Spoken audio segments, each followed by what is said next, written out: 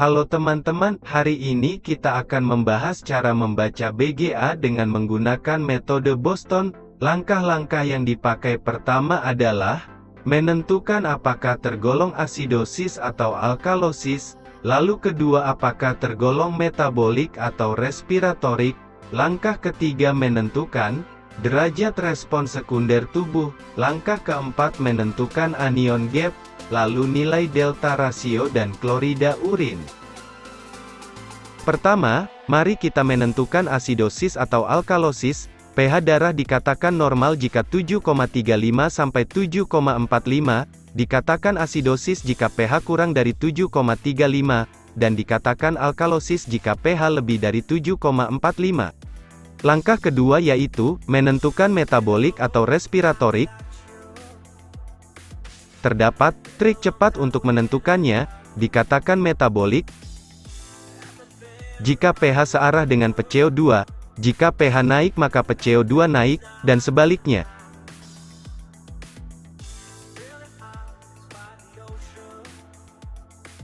Sedangkan dikatakan respiratorik, jika pH tidak searah dengan pCO2.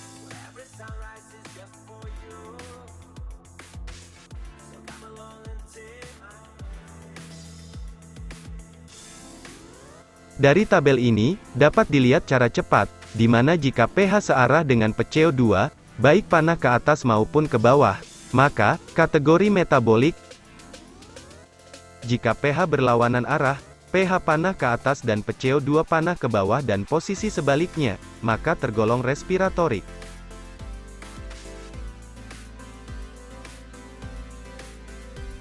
Langkah ketiga yaitu, menentukan respon sekunder tubuh. Maksudnya di sini adalah jika tubuh didapatkan keadaan asam maupun basa, maka respon tubuh akan membentuk buffer yang fungsinya agar pH tubuh menuju ke normal, misalnya, asidosis metabolik dengan kompensasi alkalosis respiratorik.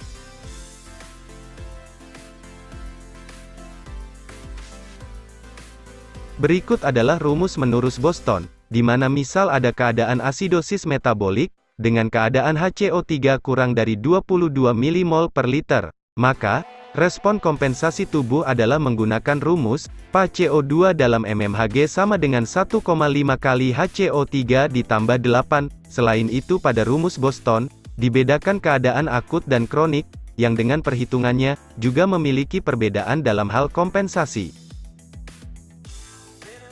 Langkah kedua yaitu menentukan anion gap.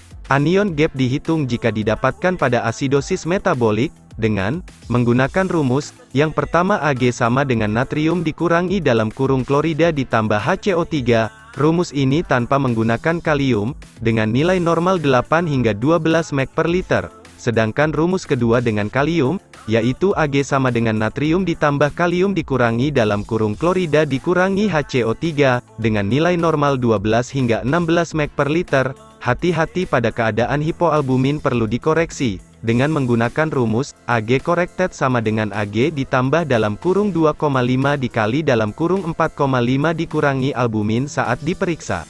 Langkah selanjutnya, adalah menghitung delta ratio atau gap-gap ratio. Langkah ini digunakan pada asidosis metabolik dengan high anion gap, rumusnya adalah GGR sama dengan dalam kurung Ag dikurangi 12 dibagi dalam kurung 24 dikurangi HCO3, GGR kurang dari 1, interpretasinya ada kelainan ginjal, jika nilai antara 1 hingga 2 terjadi pada kelainan ketoasidosis metabolik, jika GGR lebih dari 2, kemungkinan ada alkalosis metabolik.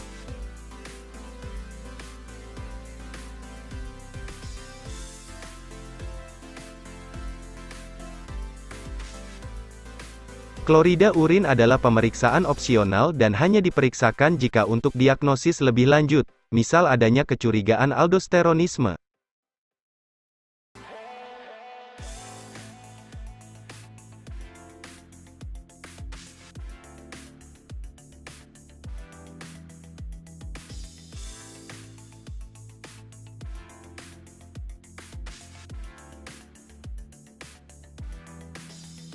Yuk coba jawab kasus ini, kita beri waktu untuk menjawab.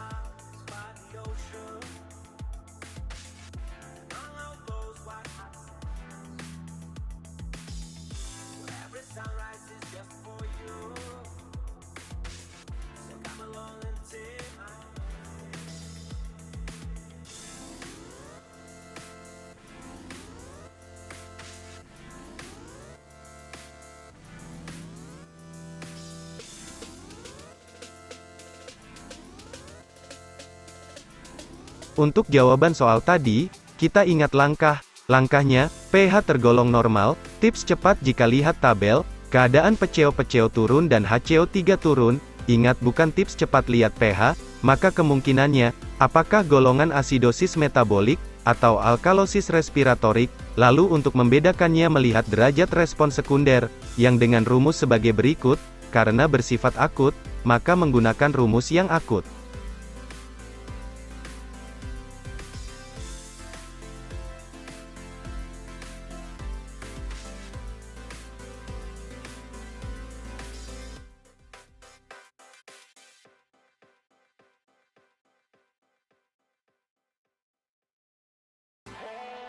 Nah, kalau keadaan begini, tergolongan apakah? Bisa dijawab di kolom komentar di bawah.